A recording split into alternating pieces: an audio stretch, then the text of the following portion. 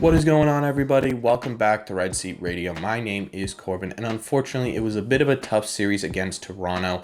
The Red Sox ended up losing the series 2-3 after losing the third game also 2-3. The story with this series was definitely the Red Sox offense, which remains ice cold with runners in scoring position.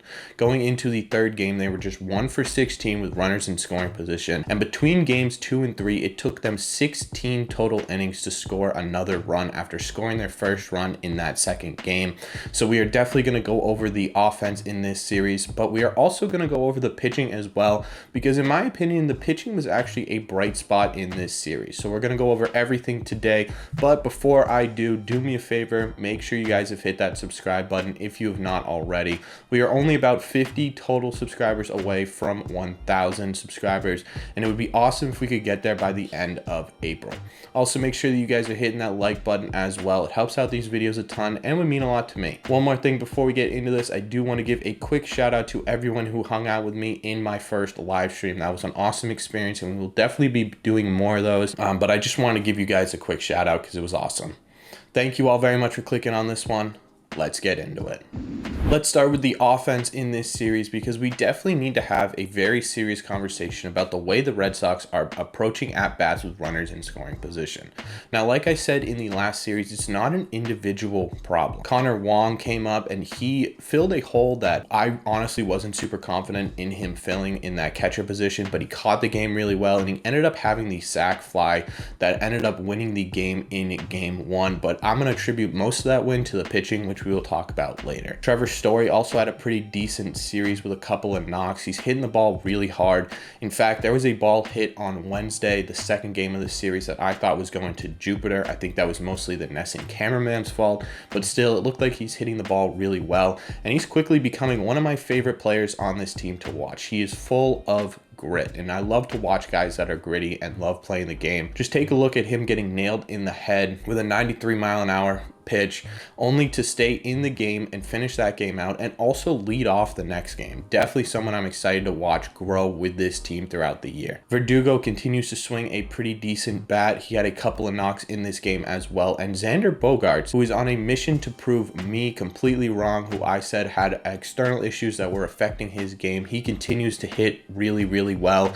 He had 2 doubles in this series, including one that ended up scoring the first run of the game in the third game. Bobby Dahlbeck is another person I want to talk about too on offense, not because of his hits. He did have a couple of bloop hits in the third game. He remains the most unlucky player in baseball. He had another series where he had multiple 100+ mile-an-hour hits that ended up being out, and once he starts finding areas where they are not, he is going to be on fire. Other than that though, the offense remained pretty silent. Like I said, there were 16 innings in between when they scored runs, and I also mentioned that it's not an individual performance thing. I think right now the Red Sox as a team are relying on our big players, our top 5 guys in the lineup, to score runs. If those guys don't score runs, the offense falls flat. This offense can't simply rely on our top 5 guys to score every single run of every single game. That's just not how a season works. The bottom half of this lineup needs to get going, and I don't mean that as in these guys are hitting bombs every time they go up there or doubles and triples. No, I'm talking about laying down bunts to move runners over, possibly even sack flies like Connor Wong had. Anything that moves these guys over besides just striking out, grounding out, or popping out. Travis Shaw is someone I do want to highlight because he still does not have a hit in 2022, and it baffles me that he is on this rotation at this point. There are so many guys in AAA that would be more productive at the plate than Travis Shaw. That is definitely something that I'm concerned with, and hopefully that changes fairly quickly in this season. But like I said, this offense is just simply quiet right now with runners in scoring position. The problem I don't think is going to come with a trade or a free agent. It's going to take time, and it sucks to watch. I watch every single game for this channel and because I love the Red Sox, but it's just not fun to watch right now. The Red Sox can't seem to put anything together, and like I said, they will. I'm not concerned with whether or not they will do it. It's just really tough to watch right now, and I think that's why people are overreacting. But the offense wasn't the only portion of this series, and the pitching, on the other hand, was actually a really bright spot. So let's get into the pitching for this team.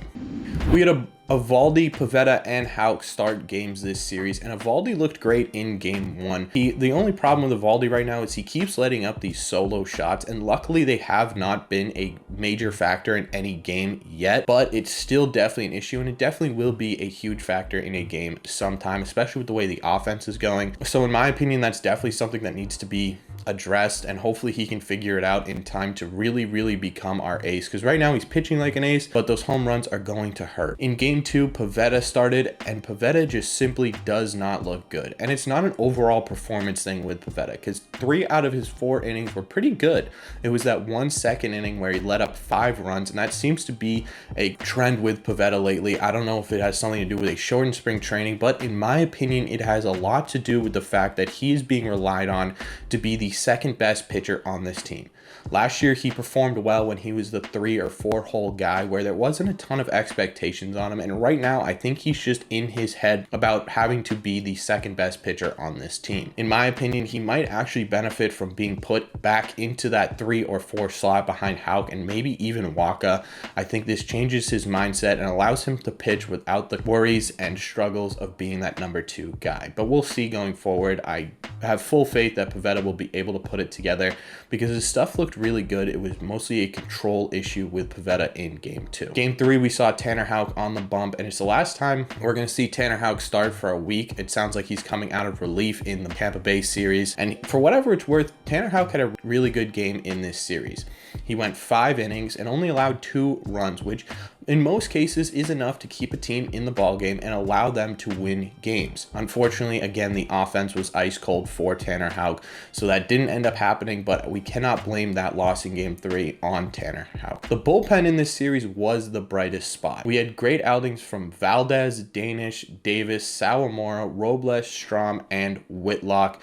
Specifically, I want to shout out Tyler Danish, who had 1 singular outing in this series, but his stuff looked absolutely electric, and I know it's only 1 appearance, but I'm excited to see what he's got, and hopefully he stays on the Red Sox in that pen for a little bit, especially once Rich Hill came back, because that's how he made his way onto the roster. Robles and Strom are also a couple guys I want to shout out because they are quickly becoming my favorite late inning pitchers on this team. Robles specifically, I saw a statistic after his appearance in game 2 that showed that he hasn't let up a run since September. He is a very solid late inning piece to this team and something we really needed desperately. Strom is the same kind of thing. Whitlock obviously remains the highest on my trust meter here, and he came in to close game 1. There was a scary moment, but he again lights out.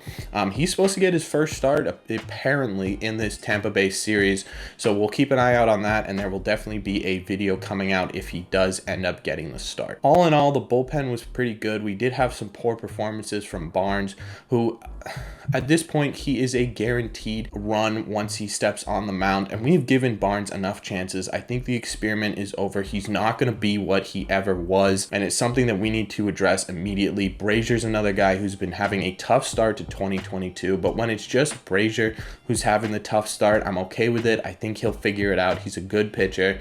He just needs time. All in all, the bullpen was fantastic and definitely the brightest spot in this series. Let me know what your thoughts are down below on the pitching, on the offense, what you think is going to be the problem going forward, and if you think there is a solution, an immediate solution to this issue, or if we're just going to have to give them time to figure everything out. Let me know all your thoughts down below. As always, if you've made it to the end of these videos, do me a favor, make sure you guys have hit that subscribe button if you have not already. Like I said, we are only about 50 total subscribers away from 1,000, so let's see if we can get there by the end of April. Also, make sure you guys are liking these videos too if you made it to the end of them. Again, it helps them out a ton and will mean a lot to me. One more time, thank you to everyone who came out to the live stream. I really do appreciate you. Thank you to everyone who clicked on this video, and I will see you in the next one.